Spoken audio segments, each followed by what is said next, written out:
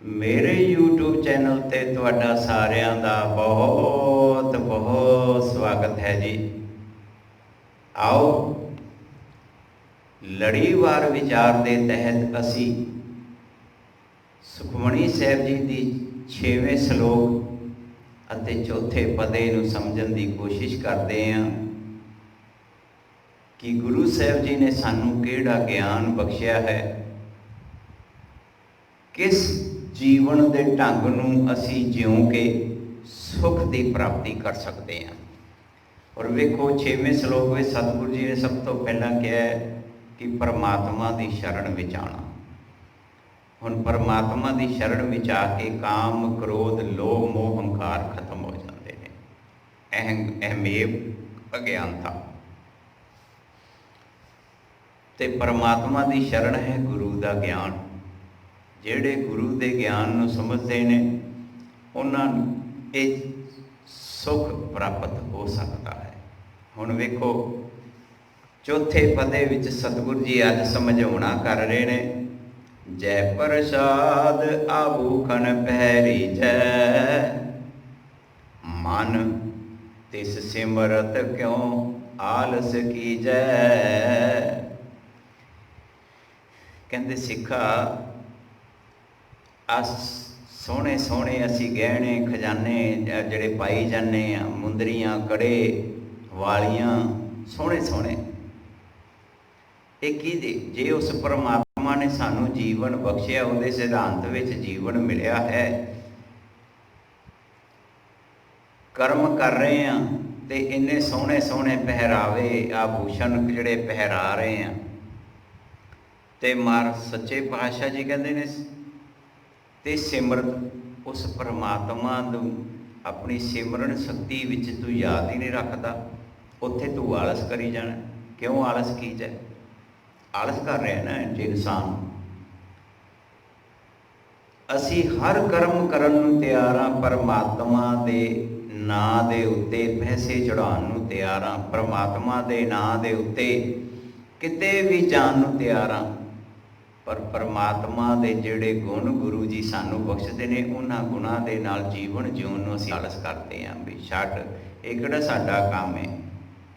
ਇਹ ਤਾਂ ਗਿਆਨੀ ਜੀ ਨੇ ਝੋਲਾ ਪਾਇਆ, ਗਿਆਨੀ ਨੂੰ ਡਿਊਟੀ ਦਿੱਤੀ, ਇਹ ਤਾਂ ਗਿਆਨੀ ਦਾ ਕੰਮ ਹੈ। ਇਹ ਫਲਾਣੇ ਮਹਾਂਪੁਰਸ਼ਾਂ ਨੂੰ ਅਸੀਂ ਮੱਥਾ ਟੇਕ ਲਾਂਗੇ, ਉਹਨਾਂ ਦਾ ਕੰਮ ਹੈ। ਹਰ ਇਨਸਾਨ ਅੱਜ ਵੇਖੋ ਔਰ ਇਸ ਬਿਰਤੀ ਦੇ ਵਿੱਚ ਜੀਵਨ ਜੋ ਰਿਹਾ ਹੈ। ਔਰ ਮੇਰੇ ਸਤਿਗੁਰੂ ਜੀ ਸਿੱਖ ਨੂੰ ਚੇਤਨਾ ਸ਼ਕਤੀ ਬਖਸ਼ ਰਹੇ ਨੇ ਕਿ ਸਿੱਖਾ ਤੂੰ ਆਲਸ ਨਾ ਕਰੀ, ਗੁਰੂ ਦੇ ਗਿਆਨ ਨੂੰ ਸਮਝੀ। ਪਰਮਾਤਮਾ ਦੀ ਸਮਝ ਤੈਨੂੰ ਗੁਰੂ ਦੇ ਗਿਆਨ ਵਿੱਚੋਂ ਮਿਲਣੀ ਹੈ। ਜੈ ਪ੍ਰਸਾਦ ਅਸਵ ਹਸਤ ਅਸਵਾਰੀ। ਹੁਣ ਇੱਥੇ ਉਸ ਸਮੇਂ ਦੀਆਂ ਗੱਲਾਂ ਨੇ ਨਾ, ਉਸ ਸਮੇਂ ਕਾਰਾਂ ਨਹੀਂ ਸੀ। ਅੱਜ ਸਾਨੂੰ ਨਵੇਂ ਤੋਂ ਨਵੇਂ ਮਾਡਲ ਦੀ ਕਾਰ ਹੈ ਸਾਡੇ ਕੋਲ। ਵੇਖੋ ਇਹਨੂੰ ਸਰੀਰਕ ਤੌਰ 'ਤੇ ਤਾਂ ਹੀ ਲਿਆ ਜਾ ਸਕਦਾ ਜਦੋਂ ਮਨ ਵਿਸ਼ਰਾਮ, ਮਨ ਗੁਰੂ ਦੇ ਗਿਆਨ ਵਿੱਚ ਟਿਕ ਜਾਵੇ। ਹੁਣ ਮਨ ਦੀਆਂ ਵੀ ਤੁਸੀਂ ਸੋਚਦੇ ਮਨ ਕਿਹਦੇ ਉੱਤੇ, ਮਨ ਉੱਤੇ ਭੱਜਾ ਫਿਰਦਾ ਹੈ ਨਾ ਕਿ ਮੈਨੂੰ ਉਹ ਭੱਜ ਜਾਵੇ, ਮੈਂ ਉਹ ਕਾਰ ਮਿਲ ਜਾਵੇ, ਮੈਨੂੰ ਉਹ ਕਾਰ ਮਿਲ ਜਾਵੇ। ਭਾਵੇਂ ਪਹੁੰਚ ਨਹੀਂ ਕਿਸੇ ਦੀ ਵੀ, ਪਰ ਮਨ 'ਤੇ ਭੱਜਾ ਫਿਰਦਾ ਹੈ ਨਾ ਕਿ ਮੈਨੂੰ ਉਹ ਮਿਲ ਜਾਵੇ, ਮੈਨੂੰ ਉਹ ਮਿਲ ਜਾਵੇ।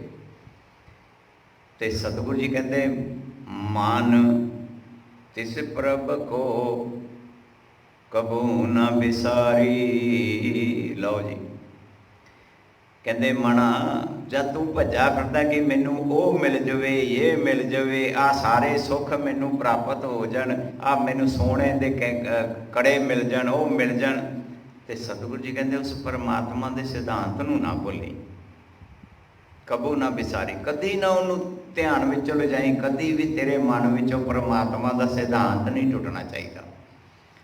ਪਰਮਾਤਮਾ ਦੇ ਨਿਯਮ, ਪਰਮਾਤਮਾ ਦੇ ਜਿਹੜੇ ਗੁਣ ਨੇ ਉਹ ਤੇਰੇ ਅੰਦਰੋਂ ਕਦੀ ਨਹੀਂ ਵਿਸਰਨੇ ਚਾਹੀਦੇ। ਜੈ ਪ੍ਰਸਾਦ ਬਾਗ ਮਿਲਕ ਧਨਾ, ਰਾਖ ਪਰੋਏ ਪ੍ਰਭ ਆਪਣੇ ਮਨਾ। ਹੁਣ ਵੇਖੋ ਮਾਨੀ ਹੈ ਕਿ ਮੇਰੀ ਇੰਨੀ ਜ਼ਮੀਨ ਹੋਣੀ ਚਾਹੀਦੀ ਹੈ, ਇੰਨੇ ਮੇਰੇ ਕੋਲ ਮਕਾਨ ਹੋਣੇ ਚਾਹੀਦੇ ਨੇ, ਇੰਨੇ ਮੇਰੇ ਕੋਲ ਪਲਾਟ ਹੋਣੇ ਚਾਹੀਦੇ ਨੇ। ਆ ਭੱਜੇ ਫਿਰਦੇ ਆ ਇਹਨਾਂ ਚੀਜ਼ਾਂ ਦੇ ਵਿੱਚ। ਮਨ ਕਿਸੇ ਦੀ ਪਹੁੰਚ ਹੀ ਉਹ ਖਰੀਦ ਰਿਹਾ, ਕਿਸੇ ਦੀ ਪਹੁੰਚ ਨਹੀਂ, ਉਹ ਉਂਝ ਭੱਜਾ ਫਿਰਦਾ ਕਿ ਮੇਰੇ ਕੋਲ ਵੀ ਆਹ ਹੋਣਾ ਚਾਹੀਦਾ, ਆਹ ਹੋਣਾ ਚਾਹੀਦਾ। ਪਰ ਮੇਰੇ ਸਤਿਗੁਰੂ ਜੀ ਕਹਿੰਦੇ ਨੇ ਰਾਖ ਪਰੋਏ। ਪਰੋਏ ਦਾ ਮਤਲਬ ਕੀ ਹੈ? ਪਰਮਾਤਮਾ ਇੱਕ ਸੂਤ ਹੈ ਤੇ ਅਸੀਂ ਨਿੱਕੇ ਨਿੱਕੇ ਮੋਤੀ ਹਾਂ, ਤੇ ਅਸੀਂ ਉਸ ਸੂਤ ਦੇ ਵਿੱਚ ਪਰੋਏ ਜਾਈਏ ਤੇ ਫਿਰ ਇੱਕ ਮਾਲਾ ਦਾ ਰੂਪ ਹੋ ਜਾਵਾਂਗੇ, ਇੱਕ ਮਾਲਾ ਬਣ ਜਾਵਾਂਗੇ। ਪਰ ਜੇ ਅਸੀਂ ਉਸ ਸੂਤ ਦੇ ਵਿੱਚ ਆਪਣੇ ਆਪ ਨੂੰ ਪਰੋਂਦੇ ਨਹੀਂ, ਆਪਣੀ ਮਰਜ਼ੀ ਵਾਲਾ ਜੀਵਨ ਜਿਉਂਦੇ ਹਾਂ, ਤੇ ਫਿਰ ਇੱਕ ਵੱਖਰੇ ਮੋਤੀ ਦੀ ਕੋਈ ਅਹਿਮੀਅਤ ਨਹੀਂ, ਕੋਈ ਕਦਰ ਨਹੀਂ। ਸੋ ਸਤਿਗੁਰੂ ਜੀ ਕਹਿੰਦੇ ਨੇ ਇਸ ਲਈ ਸਿੱਖਾ, ਜਿਸ ਪਰਮਾਤਮਾ ਦੇ ਕਿਰਪਾ ਮਿਹਰ ਬਖਸ਼ਿਸ਼ ਨਾਲ ਤੈਨੂੰ ਇਹ ਜੀਵਨ ਮਿਲਿਆ ਤੇ ਤੂੰ ਸੁਪਨੇ ਸਰਾਉਂਦਾ ਕਿ ਮੈਂ ਇੰਨੀਆਂ ਜ਼ਮੀਨਾਂ ਦਾ ਮਾਲਕ ਬਣਾ ਜਾਂ ਬਣ ਗਿਆ ਵਾਂ, ਤੇ ਤੂੰ ਉਹਦੇ ਸਿਧਾਂਤ ਵਿੱਚ, ਉਹਦੇ ਨਿਯਮ ਵਿੱਚ ਆਪਣੇ ਆਪ ਨੂੰ ਪਰੋ ਲੈ। ਭਾਵ ਤੈਨੂੰ ਮਨੁੱਖੀ ਜੀਵਨ ਮਿਲਿਆ ਹੈ, ਮਨੁੱਖਤਾ ਦੇ ਵਿੱਚ ਆਪਣੇ ਆਪ ਨੂੰ ਜਿਉਣਾ ਸ਼ੁਰੂ ਕਰ ਦੇ।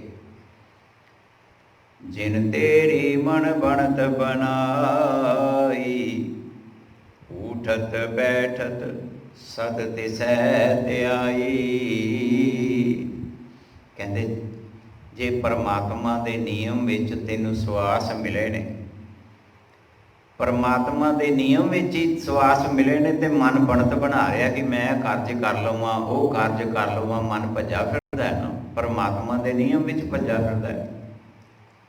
ਤੇ ਕਹਿੰਦੇ ਉਠਤ ਬੈਠਤ, ਇੱਥੇ ਭਾਵ ਹੈ ਹਰ ਵੇਲੇ ਉਸ ਪਰਮਾਤਮਾ ਨੂੰ ਧਿਆਨ ਵਿੱਚ ਕਿਉਂ ਨਹੀਂ ਰੱਖਦਾ ਸਿੱਖਾ ਤੂੰ? ਜਿਸ ਪਰਮਾਤਮਾ ਦੇ ਨਿਯਮ ਦੇ ਤਹਿਤ ਤੈਨੂੰ ਇਹ ਜੀਵਨ ਮਿਲਿਆ, ਜਿਸ ਪਰਮਾਤਮਾ ਦੇ ਨਿਯਮ ਦੇ ਤਹਿਤ ਤੂੰ ਜੀਵਨ ਜਿਉ ਰਿਹਾ ਹੈ, ਤੈਨੂੰ ਸਵਾਸ ਮਿਲ ਰਹੇ ਨੇ, ਹਵਾ ਪਾਣੀ ਮਿਲ ਰਿਹਾ, ਉਸ ਪਰਮਾਤਮਾ ਨੂੰ ਕਿਉਂ ਨਹੀਂ ਹਰ ਵੇਲੇ ਤੂੰ ਧਿਆਨ ਵਿੱਚ ਰੱਖਦਾ? ਤਿਸੈ ਧਿਆਏ ਜੋ ਏਕ ਅਲਖ ਹੈ। ਇੱਕ ਜਿਸ ਪਰਮਾਤਮਾ ਨੂੰ ਲਖਿਆ ਨਹੀਂ ਜਾ ਸਕਦਾ, ਜਿਸ ਪਰਮਾਤਮਾ ਦੀ ਕੋਈ ਵੀ ਬਣਤਰ ਨਹੀਂ ਹੈਗੀ, ਦੇਖਿਆ ਨਹੀਂ ਜਾ ਸਕਦਾ। ਇੱਕ ਨਿਯਮ ਹੈ, ਇੱਕ ਸਿਧਾਂਤ ਹੈ, ਉਸ ਪਰਮਾਤਮਾ ਦੇ ਗੁਣ ਹਨ। ਤਿਸੈ ਧਿਆਏ, ਜੇ ਤੂੰ ਉਹਨੂੰ ਧਿਆਨ ਵਿੱਚ ਰੱਖੇ। ਤੇ ਨਾਨਕ ਸਾਹਿਬ ਜੀ ਦੀ ਸੋਚ ਇੱਕ ਸਿੱਖ ਨੂੰ ਸਮਝਾ ਰਹੀ ਹੈ, ਇਹਾਂ ਊਹਾਂ ਨਾਨਕ ਤੇਰੀ ਰਖੈ। ਲਓ ਜੀ, ਨਾਨਕ ਸਾਹਿਬ ਜੀ ਸੋਚ ਕਹਿੰਦੇ ਇਹਾਂ ਊਹਾਂ, ਇਹਦਾ ਮਤਲਬ ਹੈ ਕਿ ਅੱਜ ਦਾ ਜੀਵਨ ਤੇ ਆਉਣ ਵਾਲਾ ਜੀਵਨ ਉਹ ਪਰਮਾਤਮਾ ਦਾ ਸਿਧਾਂਤ ਤੇਰੀ ਰੱਖਿਆ ਕਰੇਗਾ। ਭਾਵ ਕੀ ਹੈ ਕਿ ਮਨ ਨਹੀਂ ਡੋਲੇਗਾ, ਕਿਉਂਕਿ ਮਨ ਨੂੰ ਸਥਿਰ ਚ ਲਿਆਉਣਾ, ਮਨ ਨੂੰ ਟਿਕਾਉਣਾ। ਮਨ ਟਿਕਾਉਣ ਪਿੱਛੇ ਹੀ ਤੇ ਅਸੀਂ ਸੁਖਮਨੀ ਸਾਹਿਬ ਜੀ ਦਾ ਪਾਠ ਕਰ ਰਹੇ ਹਾਂ। ਸੁਖਮਨੀ ਦਾ ਪਾਠ ਕਿਉਂ ਕਰ ਰਹੇ ਹਾਂ? ਕਿਉਂਕਿ ਸਾਡਾ ਮਨ ਸੁਖ ਦੇ ਵਿੱਚ ਆ ਜਾਵੇ, ਸਿਧਾਂਤ ਦੇ ਵਿੱਚ ਆ ਜਾਵੇ, ਨਿਯਮ ਦੇ ਵਿੱਚ ਆ ਜਾਵੇ, ਉਸ ਪਰਮਾਤਮਾ ਦੀ ਸਮਝ ਮਿਲ ਜਾਵੇ। ਪਰ ਜੇ ਸੁਖਮਨੀ ਪੜ੍ਹ ਕੇ ਵੀ ਸਾਡੇ ਮਨ ਦੇ ਅੰਦਰ ਟਿਕਾਅ ਪੈਦਾ ਨਹੀਂ ਹੋ ਰਿਹਾ, ਸਾਡਾ ਮਨ ਉਸ ਪਰਮਾਤਮਾ ਨੂੰ ਸਮਝਣ ਲਈ ਤਿਆਰ ਨਹੀਂ, ਤੇ ਜਦੋਂ ਸਮਝਣ ਲਈ ਹੀ ਤਿਆਰ ਨਹੀਂ, ਤੇ ਫਿਰ ਪਰਮਾਤਮਾ ਦੇ ਗੁਣਾਂ ਅਨੁਸਾਰ ਜੀਵਨ ਕਿਵੇਂ ਜਿਵਾਂਗੇ? ਉਹ ਕਿਹੜਾ ਸਮਾਂ ਹੋਵੇਗਾ ਪਿਆਰ ਵਾਲਿਓ? ਸੋ ਸਤਿਗੁਰੂ ਜੀ ਨੇ ਵੇਖੋ ਅੱਜ ਚੌਥੇ ਪਦੇ ਵਿੱਚ ਇਤਨਾ ਉੱਚ ਕੋਟੀ ਦਾ ਗਿਆਨ ਬਖਸ਼ਦੇ ਹੋਏ ਇੱਕ ਸਿੱਖ ਨੂੰ ਹਦਾਇਤ ਕੀਤੀ ਹੈ, ਸਮਝਾਉਣਾ ਕੀਤਾ ਹੈ, ਸਿੱਖਾ ਤੇਰੀ ਹਰ ਕੀਰਤ, ਹਰ ਕਰਮ ਤੇਰਾ ਹੋ ਸਕਦਾ ਹੈ ਜੇ ਗੁਰੂ ਦੇ ਗਿਆਨ ਦੇ ਅਨੁਸਾਰ ਤੂੰ ਉਸ ਪਰਮਾਤਮਾ ਦੀ ਸਮਝ ਪ੍ਰਾਪਤ ਕਰੇ ਤੇ ਪਰਮਾਤਮਾ ਦੇ ਗੁਣਾਂ ਵਾਲਾ ਜੀਵਨ ਜਿਉਵੇਂ। ਤੈਨੂੰ ਸਮਝ ਆ ਜਾਏਗੀ ਕਿ ਸਭ ਕੁਝ ਪਰਮਾਤਮਾ ਦੇ ਸਿਧਾਂਤ ਵਿੱਚ ਮਿਲਿਆ ਹੈ, ਤੇ ਮੈਂ ਜੀਵਨ ਵੀ ਪਰਮਾਤਮਾ ਦੇ ਸਿਧਾਂਤ ਵਿੱਚ ਜਿਉਣਾ ਹੈ। ਜਦ ਇਹ ਸਵਾਸ ਉਸ ਪਰਮਾਤਮਾ ਦੇ ਸਿਧਾਂਤ ਵਿੱਚ ਨੇ, ਆ ਜੋ ਵੀ ਮੈਨੂੰ ਸੁੱਖ ਸੁਵਿਧਾ ਹੈ ਪਰਮਾਤਮਾ ਦੇ ਸਿਧਾਂਤ ਵਿੱਚ ਹੈ, ਤੇ ਮੇਰਾ ਜੀਵਨ ਉਸ ਦੇ ਸਿਧਾਂਤ ਤੋਂ ਬਾਹਰ ਕਿਉਂ ਜਾ ਰਿਹਾ ਹੈ? ਉਸ ਦੇ ਸਿਧਾਂਤ ਵਿੱਚ ਜੀਵਨ ਜਿਉ ਕੇ ਇਸ ਜੀਵਨ ਨੂੰ ਸਫਲ ਕੀਤਾ ਜਾ ਸਕਦਾ ਹੈ। ਭੁੱਲਾਂ ਚੁੱਕਾਂ ਦੀ ਖਿਮਾ। ਵਾਹਿਗੁਰੂ ਜੀ ਕਾ ਖਾਲਸਾ, ਵਾਹਿਗੁਰੂ ਜੀ